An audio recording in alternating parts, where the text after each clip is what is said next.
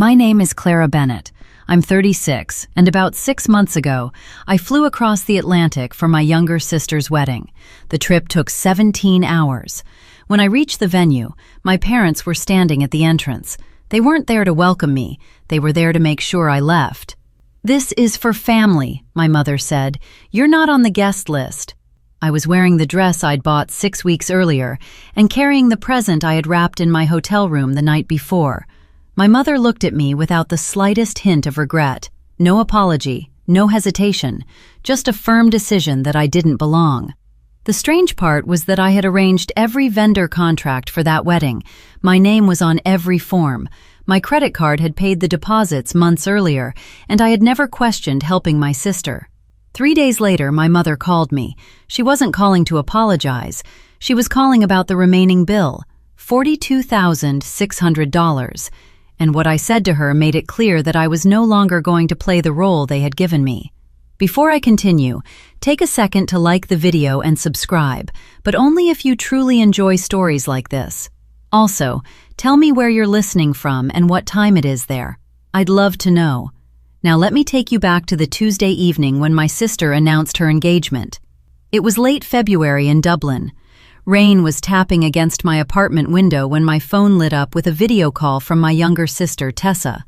She was 28, had recently graduated, and still lived about 15 minutes from our parents in Pine Hollow, Texas. I answered, and Tessa's face filled the screen. She was beaming. "I'm engaged!" she cried, holding up her hand. "Noah proposed yesterday at the orchard. It was perfect." The happiness I felt was real. "Tessa, that's wonderful. Congratulations." "Thank you." Noah's family is thrilled. The Whitmores even offered their farm hall for the wedding. Can you believe it? Everyone in Pine Hollow knew the Whitmores. They owned the biggest farm equipment dealership group in the area. Noah was their youngest son, well-mannered, attractive, and raised with more money than anyone in our family had ever had. "Mom, say hello to Clara," Tessa said, turning the phone. My mother, Evelyn, leaned into view from the kitchen counter. She smiled, but her eyes stayed guarded. "Hi, sweetheart. Isn't this exciting?" "It really is," I replied. "I'll start checking flights." "When are you thinking of having it?" There was a pause. Evelyn glanced at Tessa before looking back at me. "Don't spend a ridiculous amount on airfare," she said. "It's going to be a very small ceremony." "It's Tessa's wedding. I'm coming." "Well, we'll see," she answered, already pulling away from the camera. "We have a lot to organize. Tessa can tell you the rest." She left the frame. Tessa talked for another 10 minutes about colors, flowers, and possible table settings. I listened, smiled, and wrote things down. But something about my mother's reaction stayed with me. It had been almost 3 years since I'd gone home. This was the first real reason I had to return, and I should have noticed how determined Evelyn was to make sure I didn't. About 9 days later, Evelyn called me herself, not Tessa. It was Wednesday afternoon in Dublin, which meant it was still early in Texas. She had clearly been thinking about what she wanted to say. "Clara, I need to ask you about something practical." "Okay." "The farm venue wants a credit card on the reservation. Your father and I have poor credit after the debt restructuring, and Tessa hasn't built any credit history yet." I leaned back in my chair. I already knew where the conversation was going. "The caterer requires one too," she continued. "So do the florist and the photographer. There are 4 agreements altogether. We only need someone with strong credit to sign them. You'd be helping your sister tremendously." "How much would the contracts be?" "About $46,000 in total. You'd only pay the deposits, around $3,750. The final amounts wouldn't be charged until after the wedding." $46,000 connected to my name. "Mom, that's a serious amount." "It isn't your money," she said quickly. "Your name is simply on the paperwork. We'll take care of the balances afterward. I promise." I had heard that promise before. At 24, I had co-signed a pickup loan for my father. It took me nearly 2 years to get the debt cleared from my credit report. When I was 30, I sent Evelyn $5,200 for what she called an emergency furnace repair.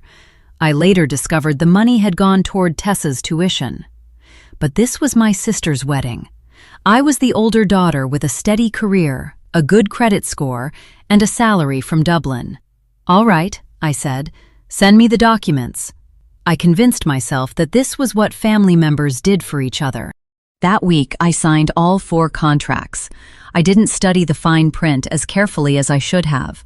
Over the next 12 weeks, the wedding plans came together while I watched from a distance.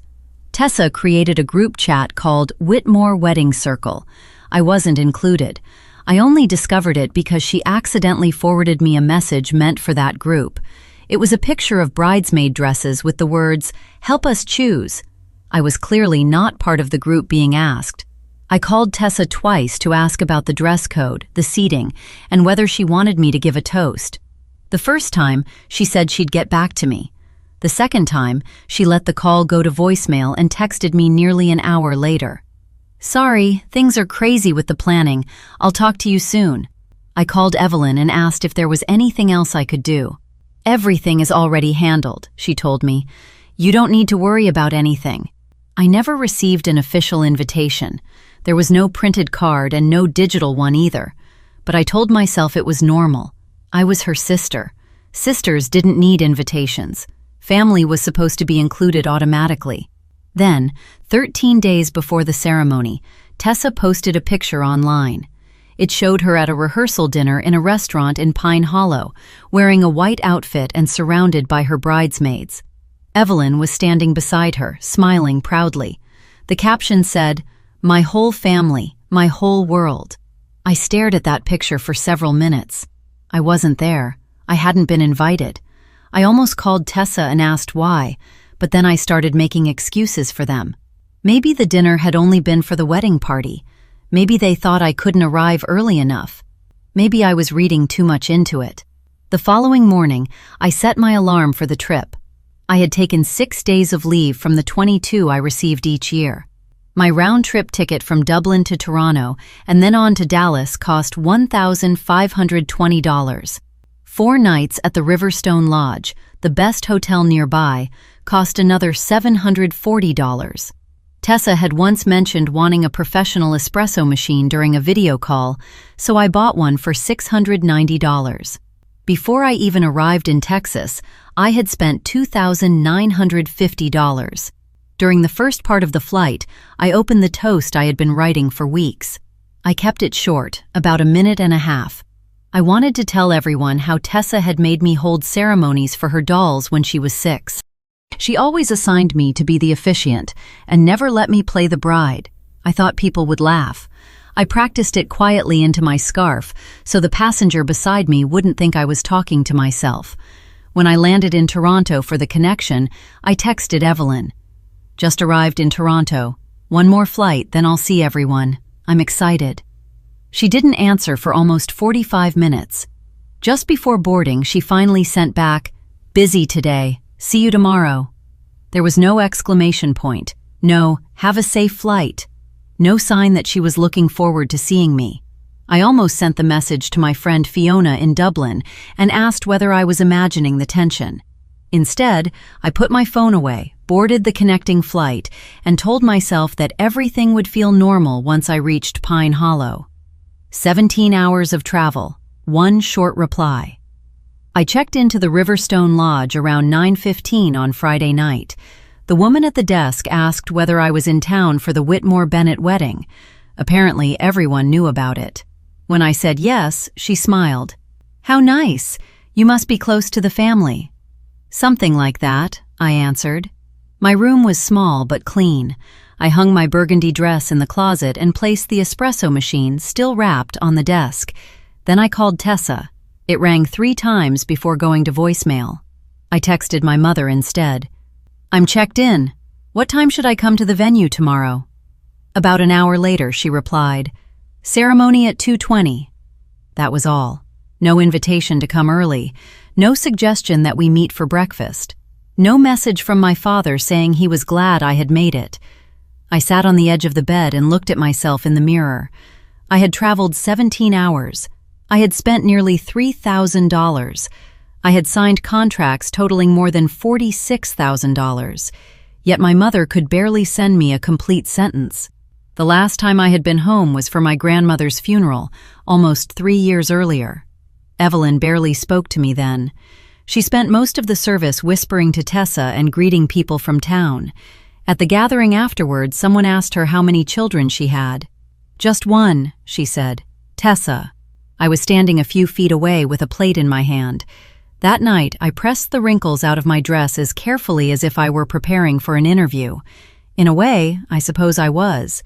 I was trying to prove I deserved a place in my own family. I set my alarm and turned off the lamp, but sleep didn't come easily. The guests in the room next door were watching a loud quiz show, but the noise wasn't what kept me awake. I was thinking about the numbers. The $2,950 I had spent on the trip, the $42,600 still waiting to be paid on my credit card, and the 7 years I had spent sending money whenever Evelyn called with another emergency, the water heater, Tessa's insurance, a shortfall in the property taxes. I had never totaled it. I didn't want to know, but lying there in the dark, I added up something else. The calls that never came, the birthdays when my mother sent a late "happy birthday" or forgot completely. The Christmas video call nobody answered because the family was attending the Hayes holiday party and hadn't bothered to mention it. On Evelyn's mantle were graduation pictures, 4 of Tessa, none of me. If I kept paying, traveling, and acting as if the distance didn't hurt, what exactly would disappear? It wouldn't only be money. I would disappear too. I would become the person who paid for a place at the holiday table and still ended up sitting with the children. The person whose checks were remembered more often than her presence. Still, I chose to hope one more time. Maybe my mother was only overwhelmed by the wedding. Maybe Tessa was buried in last-minute plans. Maybe when I arrived, Evelyn would finally hug me and say she was happy I had come. Maybe. Before closing my eyes, I told myself, this is the last time I come hoping for something they have never freely given me. The next day would tell me whether hope could carry me any farther. Saturday afternoon, I arrived at Red Willow Farm a little after 2. The venue sat on 16 acres outside Pine Hollow, with white fences, lights hanging between the oak trees, and a gravel walkway decorated with lanterns and wildflowers. It was beautiful. I parked the rental car near the far edge of the lot. At least 25 vehicles were already there, trucks, sedans, and several expensive SUVs that made it obvious which family was paying for the celebration. Guests moved toward the entrance in small groups, carrying programs and adjusting their clothes. I straightened my dress, picked up the gift, and started down the path. My father was the first one I saw. Martin stood near the double doors in a rented suit that didn't fit him properly. He was shaking hands with an older man from the Whitmore family. When he looked up and recognized me, his expression changed immediately. The smile disappeared. His eyes widened, then dropped toward the ground. He didn't wave. He didn't come toward me. He turned and walked inside. I kept going. When I was only a few steps from the entrance, the doors opened and my mother came out. Evelyn was wearing a rose-colored silk dress. Her hair and makeup were immaculate, and her face had gone completely rigid. She stopped in front of me with her hands folded together. "Clara." "Hi, Mom. I made it." She didn't embrace me. She didn't move aside. "Why are you here?" "I'm here for Tessa's wedding." "You need to go." I stared at her. "I came all this way." "Please keep your voice down," she said, glancing toward the arriving guests. "Mom, I'm your daughter." She stepped closer. I could smell the perfume she had worn for as long as I could remember. "This isn't a public invitation," she whispered. "Only the actual guests are going inside. You weren't invited." For a moment, I couldn't process the words. "I signed every agreement for this wedding," I said. "I paid the deposits." "This has nothing to do with the money. It's about what makes sense for the event." "What makes sense?" "Clara, don't turn this into a scene." Through the partly open doors behind her, I could see rows of white chairs, greenery hanging from the beams, and the musicians preparing near the ceremony area. All of it had been arranged with contracts bearing my name. Martin appeared in the doorway. He looked at Evelyn, then at me, then lowered his eyes. His hands disappeared into his pockets. He said nothing. A woman's voice came from inside. "Evelyn, who's out there? Is everything all right?" My mother immediately changed her expression. Before turning toward the voice, she put on a welcoming smile. The woman who stepped outside was Helen Whitmore, Noah's mother. She wore a pale blue dress and a strand of pearls. She looked directly at me with a friendly, curious expression. "Evelyn, is there a problem?" "Oh, no," my mother replied in a warm voice. "It's just a relative from out of town who came to the wrong part of the schedule. These things happen with large weddings." "A relative?" Helen looked at me more carefully. "I thought you had only one daughter." The pause that followed was brief, but it felt much longer. Evelyn gave a nervous laugh. "I do. Clara is a cousin who got confused about the timing. She'll sort it out." Helen's eyes moved between us. "Well, the ceremony begins in about 10 minutes. We should go inside." She touched Evelyn's arm and walked back through the doors. My mother remained in front of me. "A cousin?" I said. "Please, Clara. You told them you had one daughter." "It's complicated. You wouldn't understand." "How long have you been telling people I don't exist?" She didn't answer. Her eyes moved toward the parking lot as if she were waiting for me to vanish. That was when I finally understood. This wasn't a missed invitation or a planning mistake. She had removed me from the story, and she had probably been doing it for years. Every part of me wanted to walk into that ceremony and tell the truth. I wanted Helen, Noah, Tessa, and every guest inside to hear that I was Evelyn Bennett's oldest daughter. I wanted them to know that my signature had paid for the flowers, the food, and the music they were about to enjoy. But I didn't do it. I looked at the lights, the decorations, and my mother still blocking the entrance. Then I noticed my father's shadow inside the doorway, his shoulders bent and his hands still hidden in his pockets. I made my choice. I knelt and placed Tessa's gift on the stone step. "Give this to her," I said. "It was meant for Tessa." My mother's shoulders relaxed slightly. She thought the situation was ending. "Thank you, Clara. I'm glad you—" "Don't." I raised one hand. "You don't need to explain anything. I heard what you said." Then I turned around and walked back toward the parking lot. I passed the lanterns, the guests arriving with their arms linked, and the rental car. Once I got inside and closed the door, I cried. Not loudly. I had spent so many years trying not to cause trouble that even alone in a parked car, I kept the crying quiet. After several minutes, I heard the string quartet begin a familiar wedding song. The ceremony had started. I turned on the engine and drove away.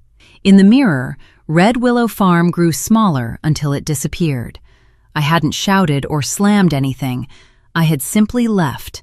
And for the first time, walking away felt stronger than staying and begging to be acknowledged. I know some people are probably wondering why I didn't expose everything right there in front of the guests. I wondered the same thing during the entire drive back to the hotel.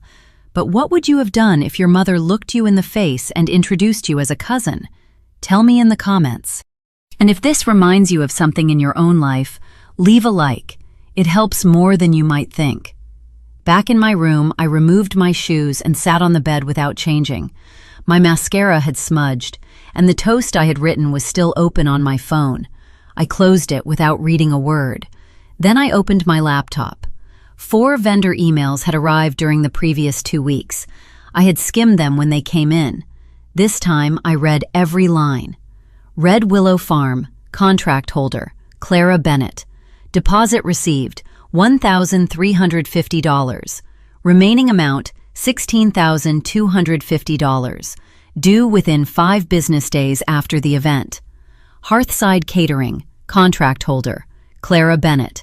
Deposit received, $1,050. Remaining amount, $14,100. Juniper and Stem Floral, contract holder, Clara Bennett. Deposit received, $725. Remaining amount, $6,850. North Star Photography, contract holder, Clara Bennett. Deposit received, $625.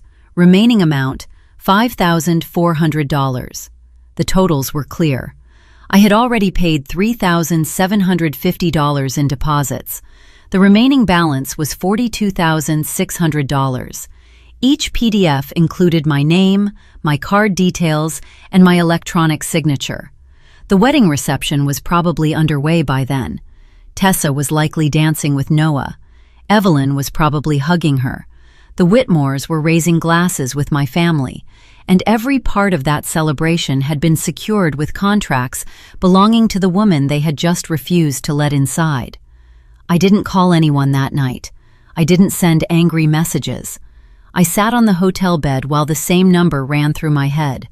$42,600. My name. Their wedding. At 9:35 that evening, my phone rang. The caller was my Aunt June. June Mercer was 65, retired from being a high school principal, and had always been the person who said the uncomfortable thing everyone else avoided.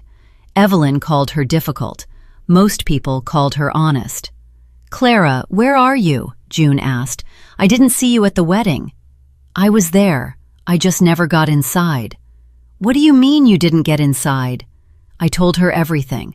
The entrance, my mother's warning, the claim that only family could enter, and the moment Evelyn called me a cousin in front of Helen Whitmore. June didn't speak for several seconds. I could hear her taking slow breaths, the way she did when she was deciding how to handle her anger. "She told them you weren't her daughter?" "She told Helen she had only one daughter." "Good Lord." After another pause, June said, "Clara, your mother stood during the reception toast and said, and I remember the words exactly, 'Our little family is Martin, me, and Tessa.' She introduced the Bennett family that way." "It's not your fault, Aunt June." "No, it isn't. It's Evelyn's, and she's going to answer for it." She paused again, then asked, "Those wedding contracts, whose name is on them?" "Mine." "All four?" "All four." June became quiet. When she spoke again, her anger had turned into something more deliberate. "Then listen to me. Your mother told an entire room that you weren't part of the family. You do not owe that room $1. Sunday morning, I woke to a notification from Tessa's social media account. She had uploaded 11 wedding photos. The first showed her and Noah at the altar, with the decorated farm hall behind them. The next was a family portrait: Martin, Evelyn, Tessa, Noah, Helen, and Walter Whitmore. 6 people. 2 families joined together, and 1 daughter left out. The caption read, "Celebrating with everyone who belongs beside us." I looked at the post again, then opened my email. The first invoice had arrived during the night. It had a cheerful message from Red Willow Farm and a remaining balance of $16,250 due Thursday. The caterer, florist, and photographer had sent theirs as well. All 4 invoices were addressed to Clara Bennett. All 4 deadlines were Thursday. The total was $42,600. I looked back at the photograph and then at the invoices. Something inside me changed. It wasn't an explosion of anger. It was more like a decision settling into place. I was the only person who had paid for the wedding. I was the only person missing from the family pictures. And I was the one being asked to pay for an event I had been removed from. Something was going to change. It wasn't going to be me sacrificing more. That afternoon, Tessa left me a voicemail instead of calling to speak with me. I pressed play. "Hey, Clara. The wedding was incredible. Honestly, everything turned out perfectly. The venue looked amazing, and Noah's family was wonderful. I'm sorry yesterday felt uncomfortable. Mom said keeping you out was probably the best choice, and I think she may have been right. Explaining everything to the Whitmores would have made the day complicated. But thank you for taking care of the vendors. You've always been the best big sister. We should talk soon. Love you." I listened to it twice. She hadn't said, "I'm sorry my mother turned you away." She hadn't said, "I knew this was going to happen." She hadn't said, "I should have stopped it." Instead, she said Evelyn believed it was best. Tessa had known before the wedding. She knew I might be turned away, and she had accepted it. Then she thanked me for paying. For years, I had loved being called the best big sister. It made all the money and effort feel worthwhile. But hearing it now, I understood when Tessa used the phrase. It was usually right after she needed something. I didn't return the call or answer the message. I placed my phone on the nightstand and stared at the ceiling. The invoices were due Thursday. My family had told an entire wedding crowd that I didn't exist, and my sister's only message was essentially gratitude for covering the costs. I had 4 days to decide what I would do. That night, I searched online. Am I responsible for wedding contracts I signed for someone else? The information I found was consistent. The person listed on the contract held the legal obligation, but that person also controlled the payment authorization. I could approve the final charges, refuse them, and ask the vendors to pursue the people who had actually hosted the event. I called Red Willow Farm first. A coordinator answered after 2 rings. Red Willow Farm, how may I help you? My name is Clara Bennett. I'm the contract holder for the Whitmore Bennett wedding held yesterday. Yes, Ms. Bennett, it was a lovely event. What can I do for you? I'm notifying you that I will not approve the remaining charge on my card. I wasn't permitted to attend the event, so I'm requesting that the outstanding amount be billed to the hosts instead. There was a pause. I'll need to refer that to our manager. May I ask whether there's a dispute? No dispute. I'm simply withdrawing authorization for the final payment. Please direct the invoice to the Bennett family in Pine Hollow. The coordinator took my email address, confirmed the request, and said someone would contact me the next morning. I made the same call to the caterer, then the florist, then the photographer. 4 conversations, about 14 minutes altogether. I didn't threaten anyone. I didn't raise my voice. I didn't give them the family history. I just repeated the same answer calmly. No, I'm not authorizing that charge. When I finished, I closed my laptop, brushed my teeth, and slept through the night for the first time since arriving in Texas. Monday morning, I changed my flight. I had planned to stay until Wednesday, but I booked the earliest seat home, leaving at 5:40 a.m. with a connection in Atlanta. I packed in 10 minutes and checked out of the Riverstone Lodge before sunrise. The same woman was working at the desk. How was the wedding? She asked. Unforgettable, I said. The drive to the airport took nearly 2 hours. I passed through Pine Hollow one last time. Main Street was quiet. The diner was opening, the hardware store was still dark, and the little church where I had been baptized stood at the end of the road. I drove past the house where I grew up. The porch light was on. I could imagine the scene inside. Evelyn at the kitchen table with her coffee, still pleased with how the reception had gone. Martin reading the newspaper. The rooms filled with leftover cake and congratulations cards. And nobody saying my name. When I was 11, my mother told me, "You're the older sister. You have to be strong for Tessa." I had been strong for 25 years. I had been strong during Tessa's childhood seizure scare, when the whole family's attention shifted permanently toward her. I had been strong through every financial emergency, every unanswered call, and every holiday I spent alone in Dublin while pretending the time difference was the real reason I wasn't there. I turned onto the highway and kept driving. By the time I reached Dublin, nearly 17 hours had passed. The sky was gray and rain was falling, and I had never been so happy to see weather.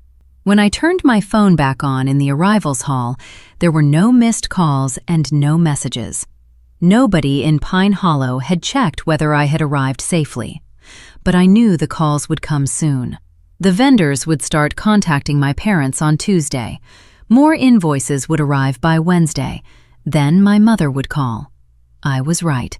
Tuesday at 3 in the afternoon in Dublin, my phone rang. It was 9 a.m. in Pine Hollow. Evelyn's name appeared on the screen. I let it ring twice before answering. Clara, sweetheart. Her voice was soft and pleasant, the voice she used when she wanted me to agree to something. "How was your flight home?" "Fine." "That's good. Listen, I received a very strange call from the venue. They said you canceled the payment authorization. They're saying the balance is $42,600. How are we supposed to deal with that?" "You're supposed to deal with it, Mom." The silence came immediately. "Excuse me?" "I removed my authorization because I'm not paying for an event I wasn't allowed to attend." "Don't be unreasonable. This was a misunderstanding. We can talk through it." "You introduced me to Helen Whitmore as a distant relative and told her you had only one daughter. That wasn't a misunderstanding. You made a decision." The warmth left her voice. "After everything I've done for you," she said, "this is how you repay me?" "You raised me, and I'm grateful for that. You also stood in front of me and told another person I wasn't your daughter. Both things can be true." "You're making this far bigger than it is." $42,600 is exactly how big it is.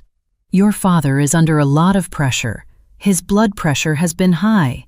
If something happens to him because of this, you'll have to live with that." Dad was standing beside you when you sent me away. He chose not to say anything. She went quiet. "You told me I wasn't family," I continued. "So the people you recognized as family can handle the family's wedding bill." The call ended. She didn't say goodbye. She simply hung up. I put the phone on the kitchen counter and looked at it. My hands were steady. I wasn't panicking.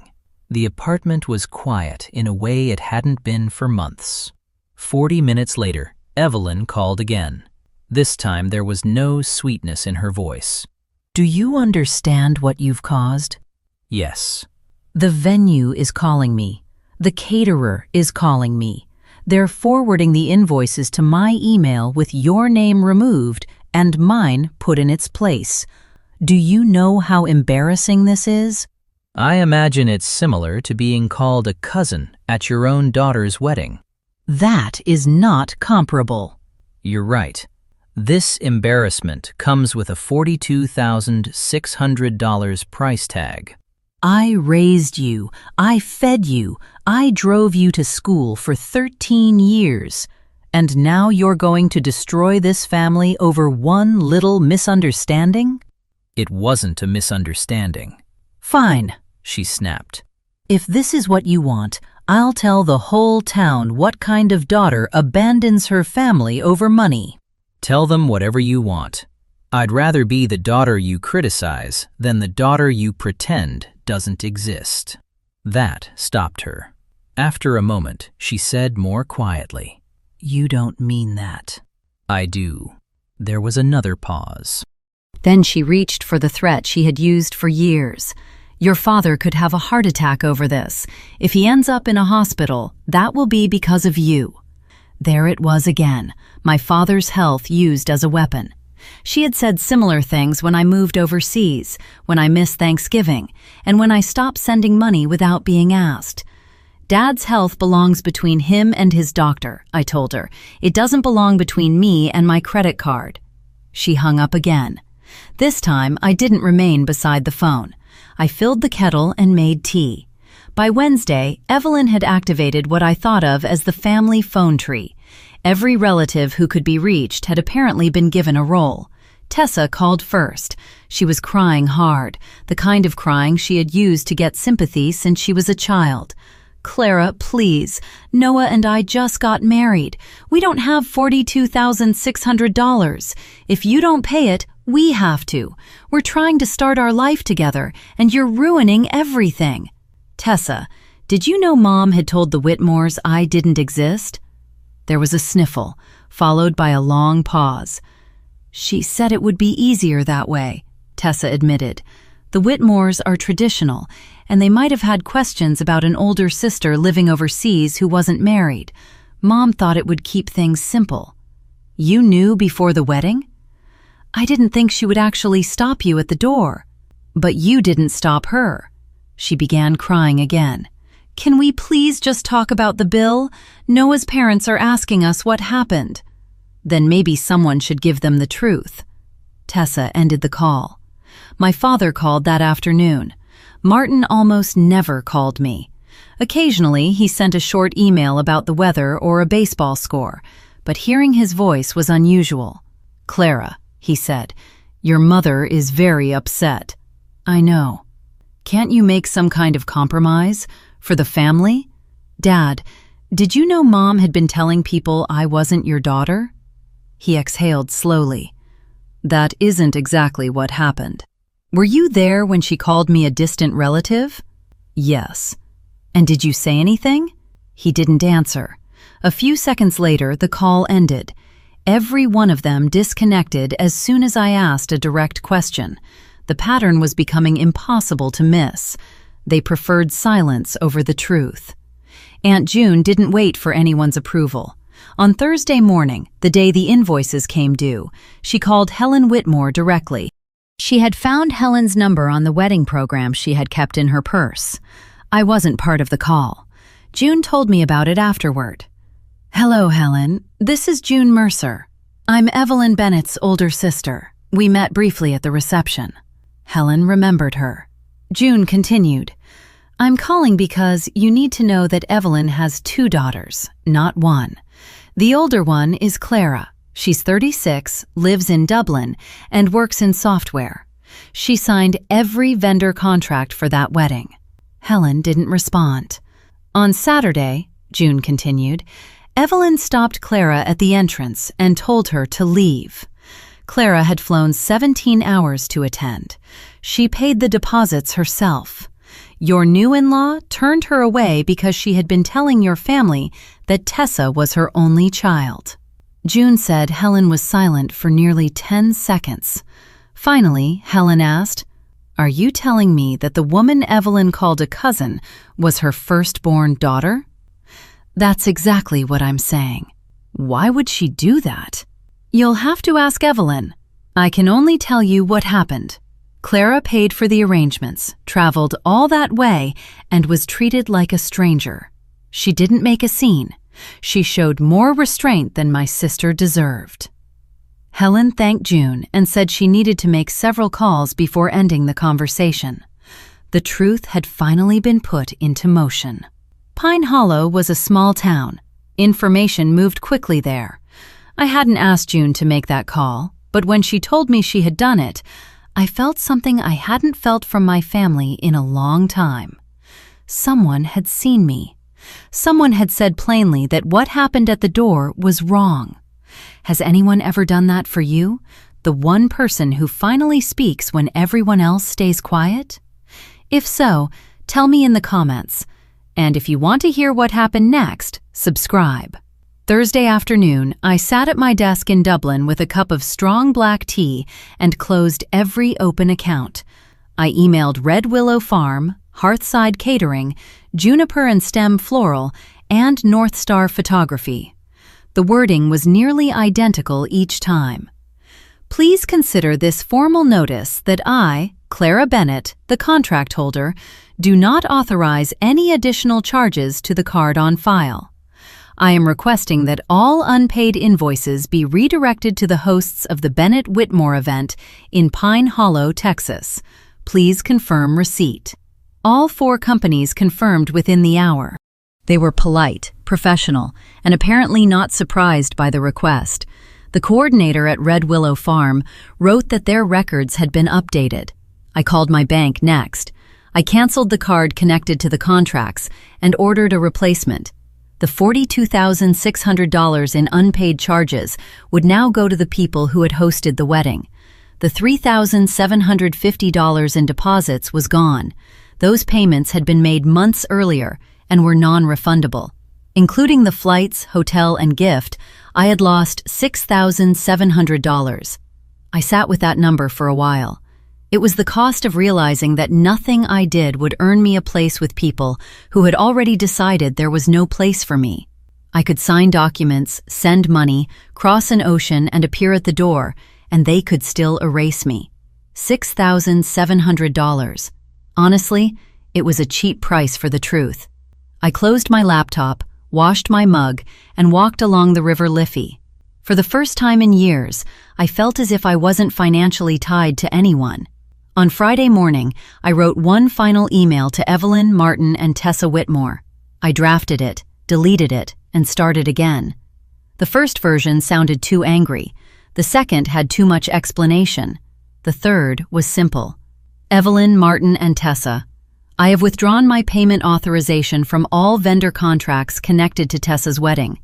The outstanding balance of $42,600 has been redirected to you as the hosts of the event. I will not discuss this decision further. I wish Tessa and Noah a good marriage. Please do not contact me about money again. If any of you want a relationship with me in the future, it will have to begin with honesty rather than another invoice. Clara. I read it several times. I checked the grammar and made sure it didn't sound spiteful. It didn't. It was simply a boundary. I sent the email, closed the laptop, and stood near the window with my tea. My apartment looked over a small courtyard where a tree dropped leaves onto a neighbor's scooter. It wasn't impressive, but it was mine. I paid for it. I chose how it looked.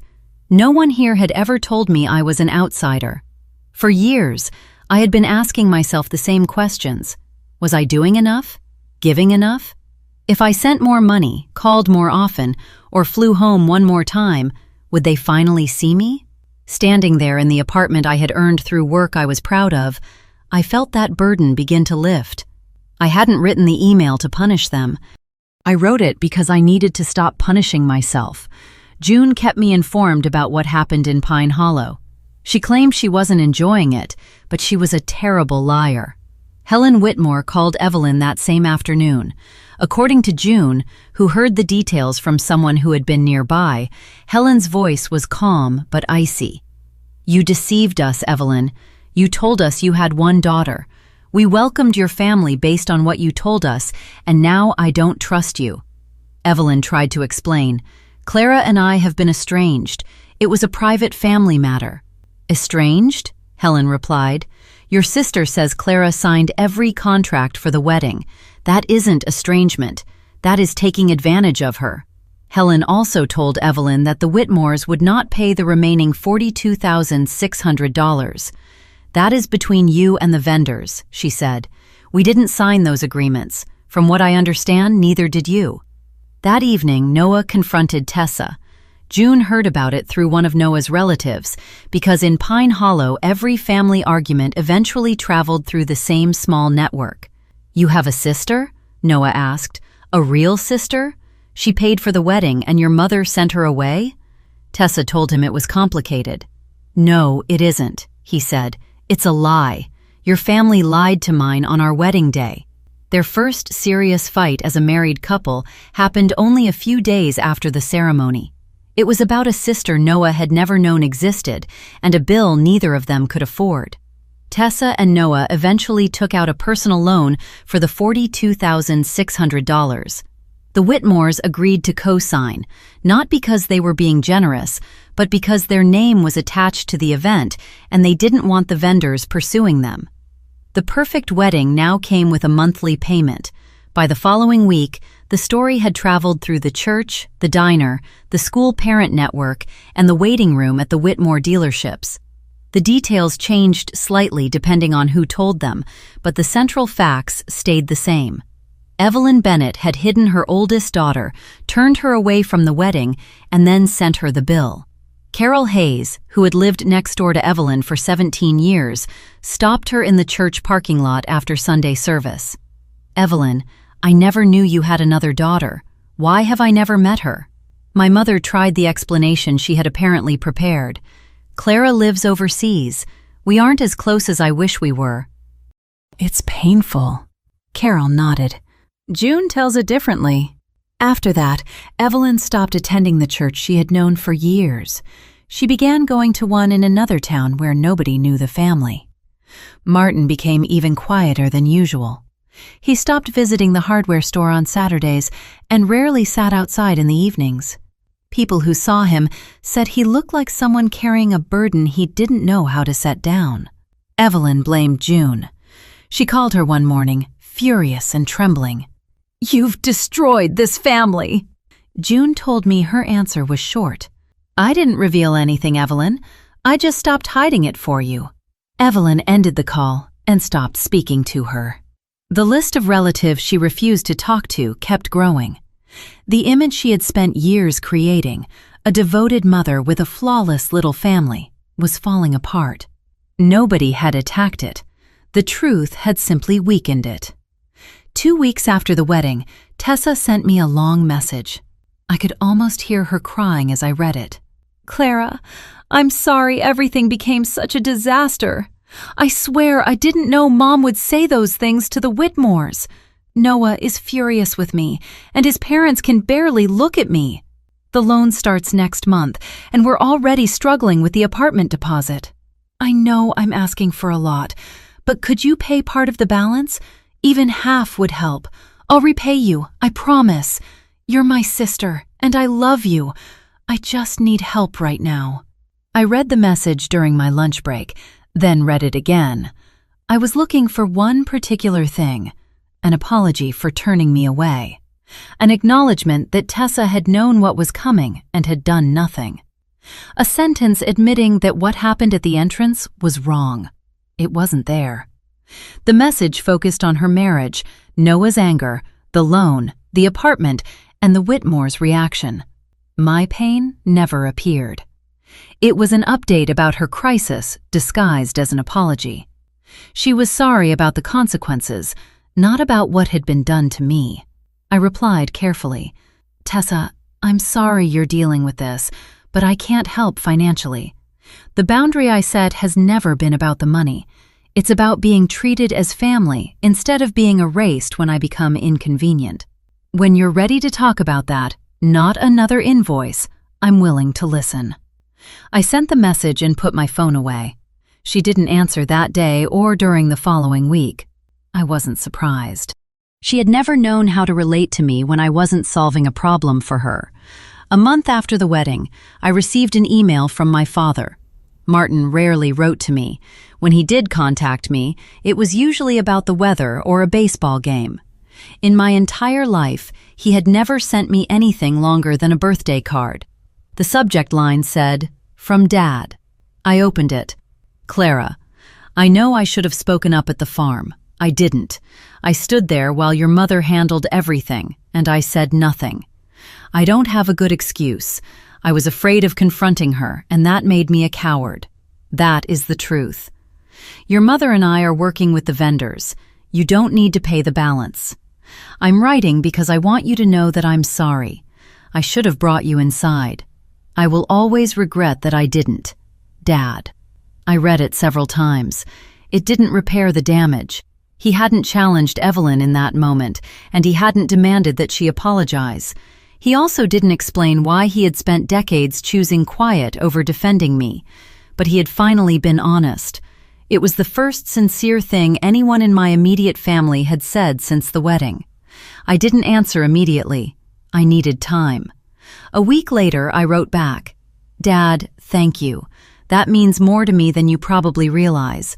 I'm not ready to come home or act as if everything is normal, but I read what you wrote, and I won't forget it. Clara." It was a careful reply. I left a narrow opening, not enough for anyone to walk through without permission, but not completely closed either. He didn't respond, and I hadn't expected him to. He had said what he needed to say, and I had heard him. 6 months have passed since the day at Red Willow Farm. I was promoted to senior software engineer at the digital payments company where I've worked for 4 years. During my review, my manager praised the way I handled pressure. She had no idea what kind of pressure I had been handling outside the office. I also started therapy, not because of one wedding, but because of the 36 years that came before it. My therapist calls it over-functioning, believing that if I work hard enough, give enough, and carry enough, the people I love will eventually recognize my value. That belief powered every check I wrote, every flight I booked, and every time I said, "Fine," when what I really meant was, "That hurt me." I video call June every other Sunday. She drinks coffee, I drink tea, and we talk for an hour about whatever comes up. She still tells me what's happening in Pine Hollow, not to spread gossip, but so I'm not surprised by anything later. Evelyn and Martin have paid $13,500 of the $42,600. They used part of their retirement savings. The rest remains on the loan Tessa and Noah took out. The monthly payments have caused tension in their marriage. Noah's parents are polite but distant. Helen still hasn't forgiven Evelyn. Tessa and Noah are still married. June says they're attending counseling. Noah is a decent man who is trying to repair something that was damaged on the first day, but cracks like that don't disappear easily. Evelyn hasn't called, emailed, or sent me a message. June says she refers to the entire situation as Clara's outburst. I suppose that's easier than naming what actually happened. I don't hate my mother. Therapy has helped me understand that. But I've stopped pretending that her version of love didn't harm me. It did, and pretending otherwise was slowly destroying me, one signed contract after another. I'm not telling you this so you'll hate Evelyn. She is flawed and afraid. She spent years trying to present the image of a perfect family because the truth made her feel inadequate. Somewhere along the way, I became the part of the picture she wanted to hide. That doesn't excuse her. It's simply what happened. The people who raise us are still human beings. They make choices based on their fears, and sometimes those choices hurt the people closest to them. I'm sharing this because maybe you've lived through your own version of it.